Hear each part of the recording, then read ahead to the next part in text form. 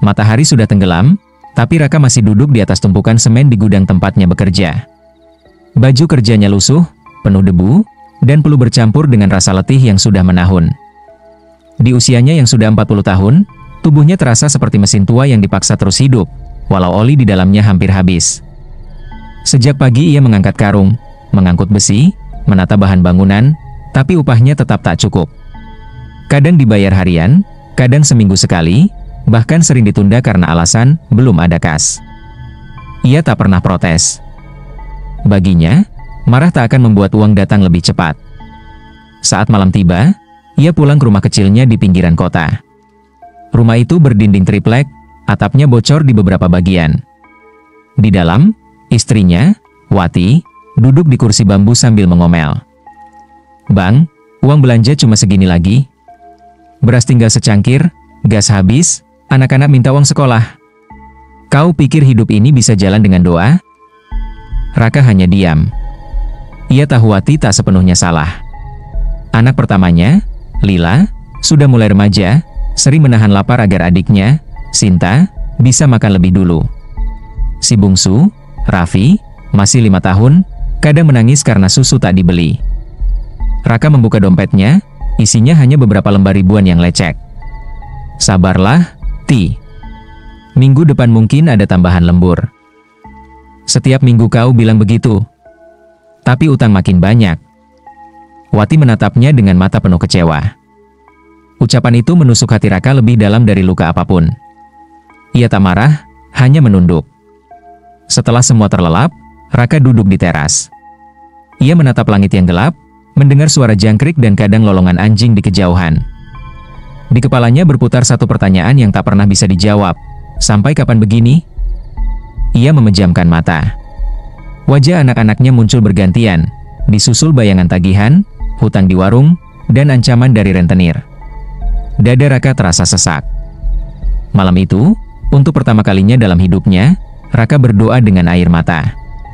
Bukan sekadar minta rezeki, tapi minta jalan keluar, apapun bentuknya. Ia tak tahu bahwa doa itu akan dijawab, tapi dengan cara yang tak pernah ia bayangkan. Siang itu panas menyengat. Raka baru saja pulang dari gudang setelah diminta lembur tanpa bayaran tambahan. Ia berjalan menyusuri trotoar, menunduk, pikirannya penuh tagihan yang belum dibayar.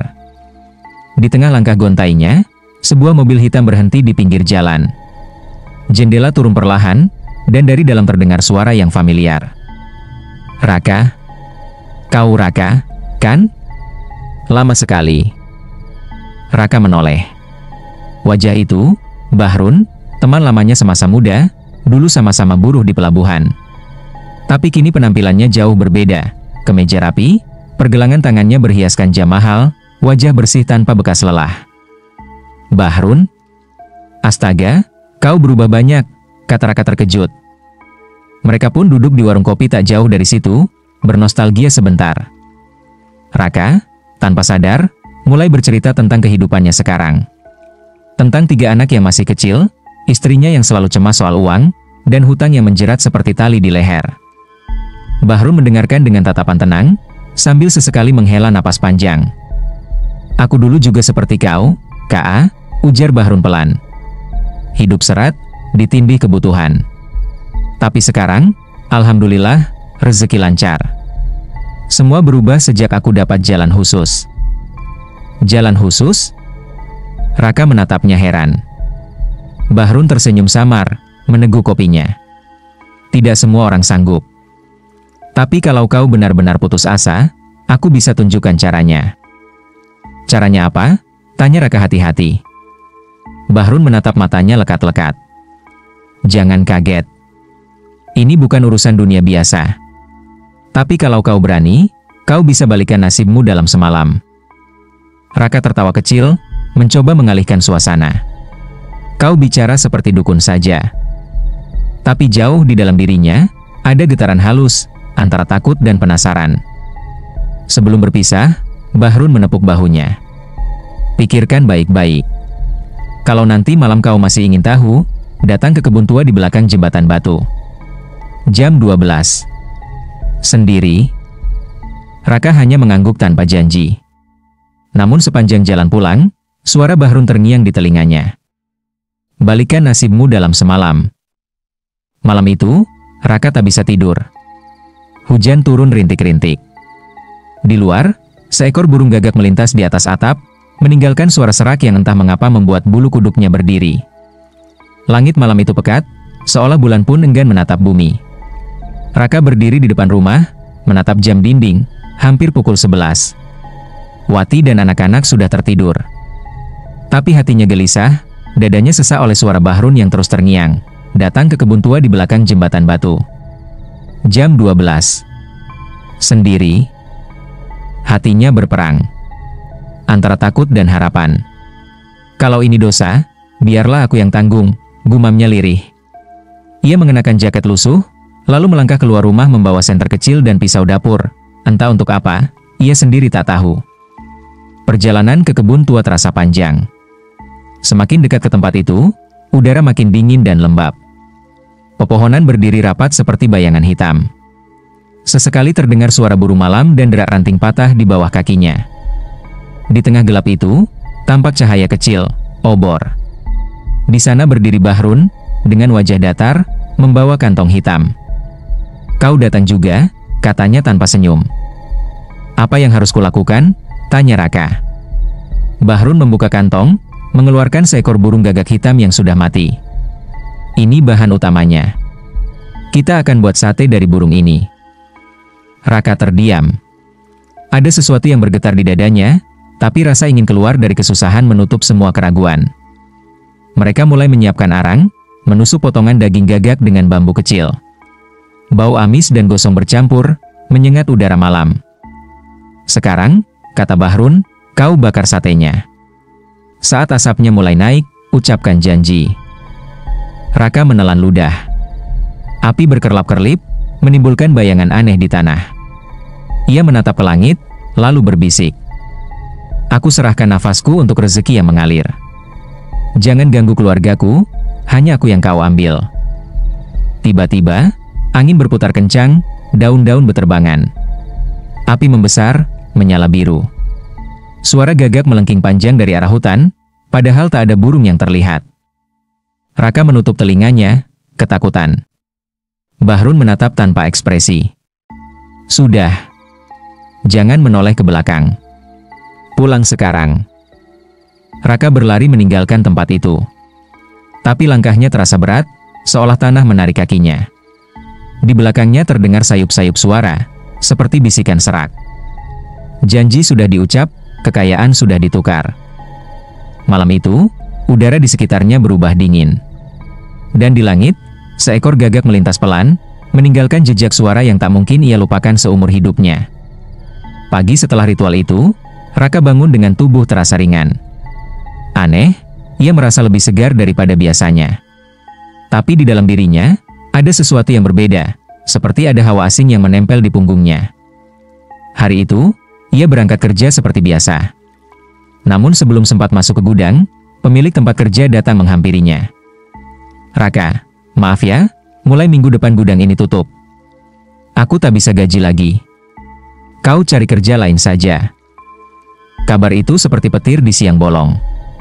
Tapi anehnya, Raka tidak terlalu terkejut. Entah kenapa, hatinya justru tenang. Sore harinya, ketika ia duduk di warung sambil memikirkan nasib, seorang pria datang menghampiri. "Bang, saya dengar abang rajin dan jujur. Saya punya toko mainan anak-anak, mau saya jual murah. Saya mau pindah ke luar kota. Kalau abang mau, saya kasih harga cuma separuh nilai barangnya." Raka terpaku. Toko mainan? Sesuatu yang tak pernah ia pikirkan sebelumnya. Tapi dalam benaknya terlintas bayangan anak-anaknya yang selalu bermain dengan mainan rusak. "Boleh saya lihat tokonya?" tanyanya. Mereka pergi bersama. Toko itu tidak besar, tapi isinya penuh warna, boneka, mobil-mobilan, balon, dan tumpukan mainan plastik. Di sudut, ada papan nama kecil berdebu bertuliskan, "Dunia Ceria." Aneh, begitu melangkah masuk, Raka merasa udara di dalam toko itu sejuk, padahal tak ada kipas. Hatinya hangat. Tanpa banyak pikir, ia menyetujuinya. Entah dari mana datangnya, besok paginya ada orang menawarinya pinjaman uang tanpa jaminan, cukup untuk membeli toko itu. Dalam hitungan hari, toko Dunia Ceria resmi menjadi miliknya.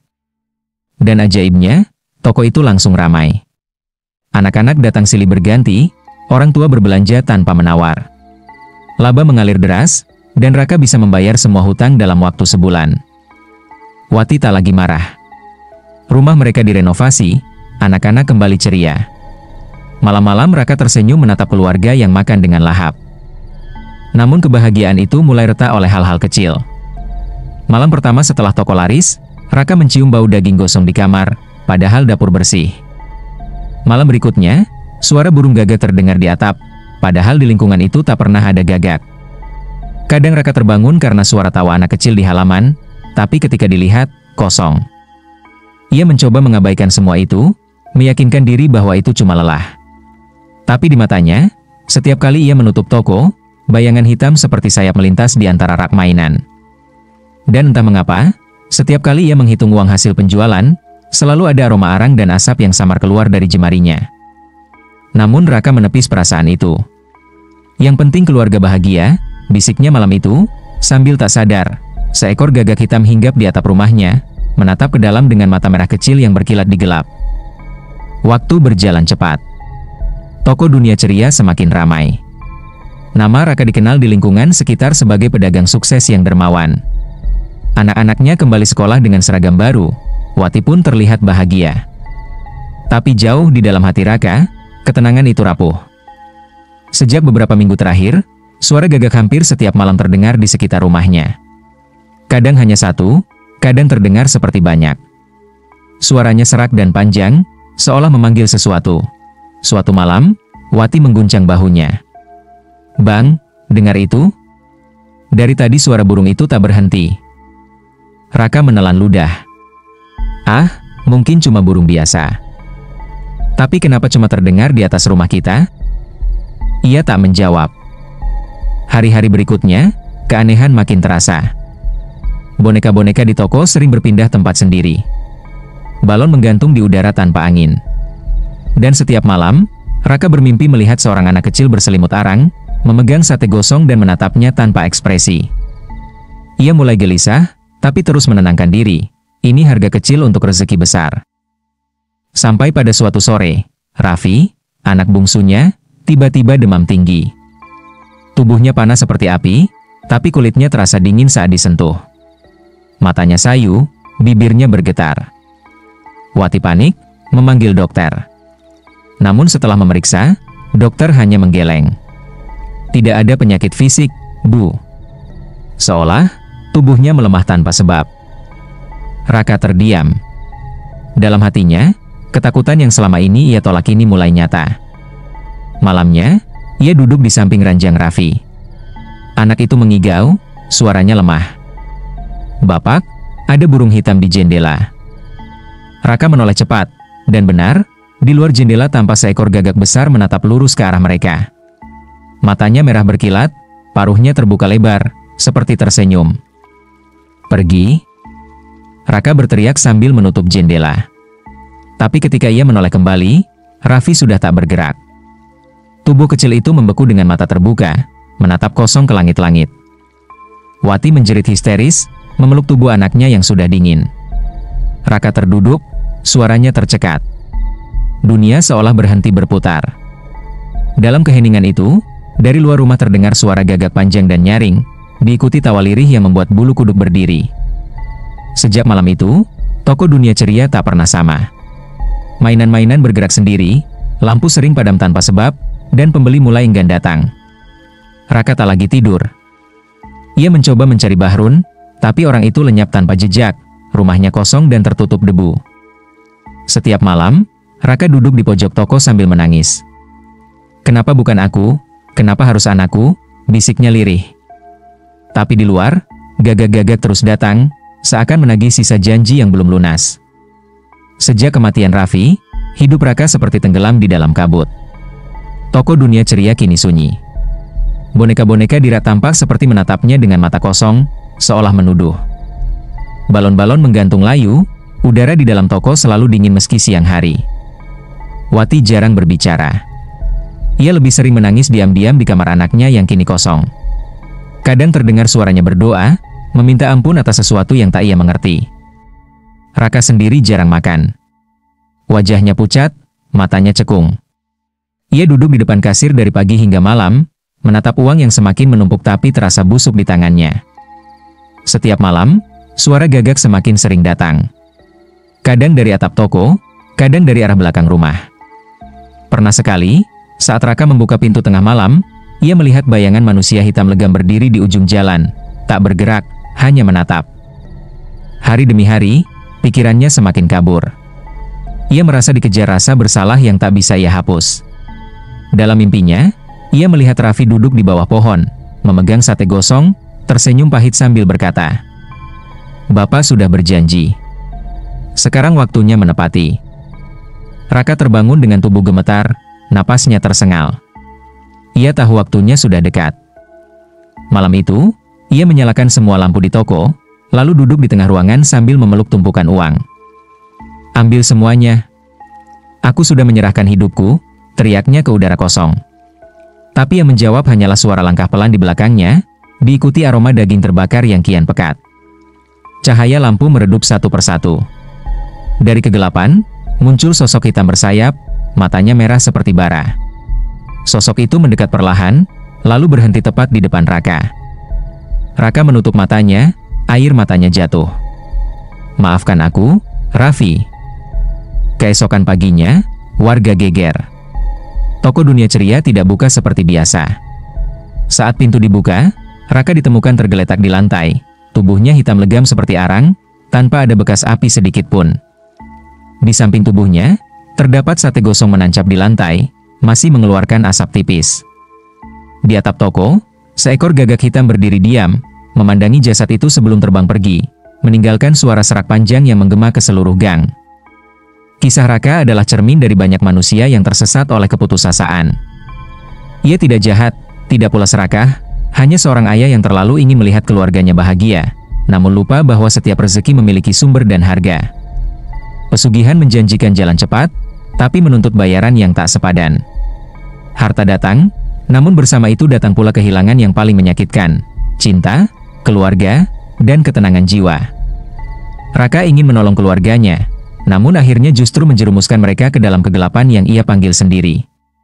Dari cerita ini kita belajar bahwa kemiskinan bisa diatasi, tapi keserakahan tidak akan pernah puas. Tidak ada keberkahan tanpa usaha yang jujur, tidak ada ketenangan dari jalan yang kotor. Sebesar apapun penderitaan, selamanya doa dan kesabaran lebih berharga daripada perjanjian dengan kegelapan.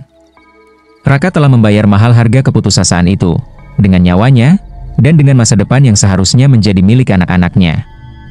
Dan di antara suara gagak yang kadang masih terdengar di langit malam, tersisa satu pesan yang abadi. Rezeki sejati bukan yang datang cepat, tapi yang datang dengan restu dan ketenangan. Demikianlah akhir dari cerita ini.